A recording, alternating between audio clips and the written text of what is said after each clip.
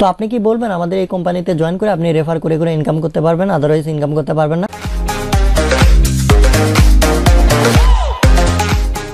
Hello viewers, আজকে আলোচনা করব এমএলএম মার্কেটিং কি, এমএলএম মার্কেটিং কাকে বলে, এমএলএম মার্কেটিং আমাদের করা উচিত কিনা, আসলেই এমএলএম মার্কেটিং প্রতারণার ফাঁদ কিনা, নাকি এমএলএম মার্কেটিং হাজার হাজার ডলার ইনকাম করার সেরা উৎস। তো আজকে থাকছে এমএলএম মার্কেটিং সম্পর্কে বিস্তারিত আলোচনা। আশা করছি ভিডিওটি না টেনে পুরো ভিডিওটি দেখবেন, কেননা ভিডিওতে পুরো কনসেপ্টটি আমি আপনাদের সামনে তুলে ধরার চেষ্টা করব। তো আপনার মনে প্রশ্ন জাগতে পারে আমি কেন এমএলএম মার্কেটিং নিয়ে কথা বলছি। ইদানিং আপনারা খেয়াল করবেন ফেসবুকে ফরসেজ নামে কোম্পানিটির ছড়াছড়ি শুরু হয়ে গেছে। এছাড়াও বিভিন্ন এমএলএম মার্কেটিং কোম্পানিগুলো কিছুদিন মার্কেটিং করার পর উধাও বা ভ্যানিশ হয়ে যাচ্ছে, অনেকেই হাজার হাজার ডলার ইনকাম করার লোভে শেষ হয়ে যাচ্ছে। তো বেসিক্যালি এজন্যই আজকের আমার এই ভিডিওটি মূলত ফরসেজের সরাসরি দেখে আসলে আপনাদেরকে বিষয়টি এক্সপ্লেন করার জন্য আমি চলে আসলাম। তো প্রথমে এমএলএম মার্কেটিং সম্পর্কে জানার আগে আমাদেরকে জানতে হবে আসলে মার্কেটিংটা কি। মার্কেটিং হচ্ছে উৎপাদন কেন্দ্র থেকে ভোক্তার নিকট অবধি পণ্য সরবরাহ করার কার্যক্রমকে বোঝায়। অর্থাৎ যেখান থেকে পণ্য উৎপাদন হয়, পণ্য তৈরি হয়, সেখান থেকে একজন ভোক্তা অর্থাৎ যিনি পণ্য ভোগ করে বা ব্যবহার করে ওনার কাছে পৌঁছানো পর্যন্ত এই মাঝখানটায় যতগুলো কার্যক্রম করা হয় তাকেই আসলে মার্কেটিং বলা হয়। এখন মার্কেটিং দুইভাবে করা যায়, analogue marketing, digital marketing. Analogue হচ্ছে বাস্তব জীবনে আর ডিজিটাল হচ্ছে ভার্চুয়াল জগতে। যাই হোক, তারপর আসি এমএলএম মার্কেটিং। এমএলএম শব্দের পূর্ণরূপ হচ্ছে মাল্টি লেভেল মার্কেটিং। মাল্টি অর্থ বহু, লেভেল অর্থ স্তর, মার্কেটিং অর্থ বিপণন। তাহলে এমএলএম মার্কেটিং কাকে বলে? এমএলএম মার্কেটিং হলো যে মার্কেটিং গাছের মতো শাখা প্রশাখা বিস্তার করে তাকে এমএলএম মার্কেটিং বলে। আপনার ফরসেজ থেকে শুরু করে এর আগে যে ড্রিমপ্লয় ছিল, আবার বিভিন্ন কোম্পানি ছিল আসলে এমএলএম সিস্টেম, সেগুলো আসলে টিকতে পারে নাই। সো কেন টিকতে পারে নাই আর কেনই বা তারা টিকতে পারবে? কারণ তাদের কি আদৌ কোনো ইনকাম আছে? কোনো ইনকাম নেই। আসলে তারা একজনের টাকা অন্যজনকে দিয়ে ব্যবসা করে। অর্থাৎ আপনি রেজিস্ট্রেশন করলেন, কিন্তু আপনি রেজিস্ট্রেশন যার রেফারে করেছেন আপনার রেজিস্ট্রেশনকৃত টাকার আংশিক টাকা তাকে দিয়ে দেওয়া হলো। ঠিক আছে?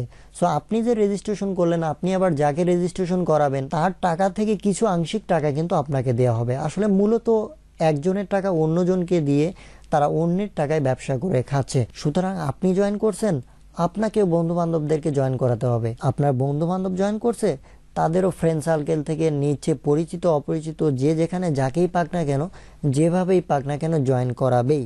আসলে এখানে টাকা উৎপাদিত হওয়ার কোনো সিস্টেম নেই।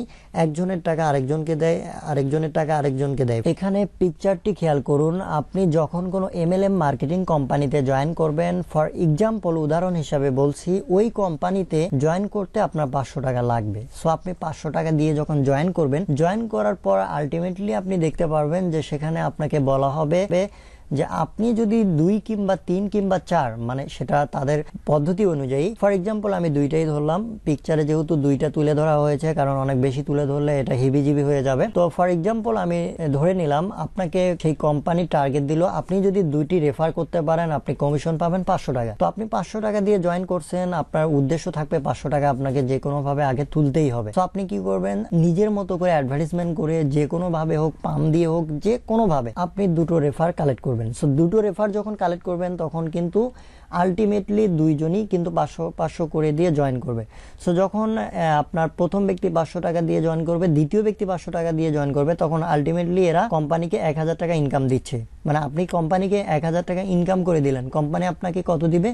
500 টাকা। আবার যে দুজনকে আপনি জয়েন করিয়েছেন এদেরও তো সেম ক্যাটাগরি থাকবে, সেম সিস্টেম থাকবে। তো এদেরকেও আপনার 500 টাকা তুলতে গেলে দুজনকে জয়েন করাতে হবে। তো এরাও এরকম দুজন দুজন করে জয়েন করে কোম্পানিকে আপনার 1000 টাকা করে ইনকাম করে দিয়ে 500 টাকা করে কমিশন নিয়ে যাবে। আপনার দ্বিতীয় লেভেল, তৃতীয় লেভেল, চতুর্থ লেভেল, নন স্টপ লেভেল চলতেই থাকবে চেইনের মতো। তখন আসলে আপনার হচ্ছে তাদের সিস্টেম অনুযায়ী, তাদের কমিশন অনুযায়ী যে দ্বিতীয় লেভেলে একজনকে জয়েন করালে কত টাকা, তৃতীয় লেভেলের একজনকে জয়েন করালে কত টাকা বা কত পার্সেন্টেজ, চতুর্থ লেভেলের একজনকে জয়েন করালে কত টাকা বা কত পার্সেন্টেজ, এটা কোম্পানির একটা ফিক্স পার্সেন্টেজ কিংবা কমিশন এটা নির্ধারিত করা থাকে। সেই অনুযায়ী আসলে আপনার কমিশনগুলো আসতে থাকবে।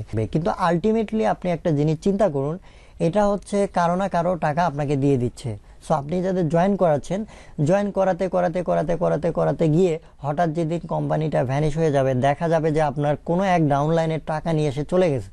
অর্থাৎ আপনি কমিশনগুলা প্রপারলি পেয়েছেন, কিন্তু আপনি যাদেরকে জয়েন করাইছেন হঠাৎ দেখা গেল যে আপনার বেশ কিছু ডাউনলাইন অর্থাৎ আপনার বেশ কিছু রেফার টাকাটা না পাওয়ার আগেই, তাদের মূলধনটা ওঠার আগেই তারা ব্যবসা নিয়ে গুটিয়ে চলে গেছে। তো আলটিমেটলি কিন্তু এরকমই ঘটে থাকে এইসব এমএলএম মার্কেটিং বিজনেসগুলোতে, বিশেষ করে যারা কোনো পণ্য উৎপাদন করে না।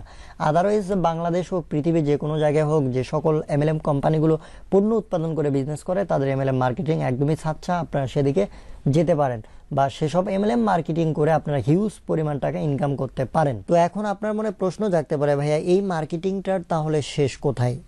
এর মার্কেটিংটার শেষ তখনই হবে যখন কোম্পানিটি ভ্যানিশ হয়ে যাবে অথবা বাংলাদেশের সকল জনগণ জয়েন করা শেষ হয়ে যাবে। তো আসলে সকল জনগণকে জয়েন করা সম্ভব না, এই জন্য পৃথিবীতে যত এমএলএম মার্কেটিং কোম্পানি এসেছে, বেসিক্যালি যারা কোনো প্রোডাক্ট উৎপাদন না করে টাকা সার্কেলিং করে একজনের টাকা অন্যজনকে দিয়ে, অন্যজনের টাকা আরেকজনকে দিয়ে যারা বিজনেস করতেছে, এই ধরনের কোম্পানি আসলে কোনোভাবেই স্থায়ী হতে পারবে না। পাশাপাশি তারা হ্যান্ডসাম পরিমাণ একটা টাকা যখন পেয়ে যায়, তাদের কাছে যখন ইনভেস্টমেন্ট হয়ে যায়, তখন কিন্তু তারা আর ব্যবসাটা কন্টিনিউ করে না, তখন প্রতারিত হয় সদ্য রেজিস্টারকৃত মেম্বারগণ। তো বেসিক্যালি আসলে এই ক্যাটাগরিতেই এমএলএম মার্কেটিং গুলো পরিচালিত হয়ে থাকে, যারা কোনো পণ্য উৎপাদন করে না তাদের মার্কেটিং গুলো। আদারওয়াইজ কিছু কিছু এমএলএম কোম্পানি রয়েছে যারা পণ্য উৎপাদন করে, আসলে পণ্য উৎপাদন করলে পণ্য বিক্রি করে লভ্যাংশ পাবে, এটা স্বাভাবিক, তাদের মার্কেটিং থাকবে।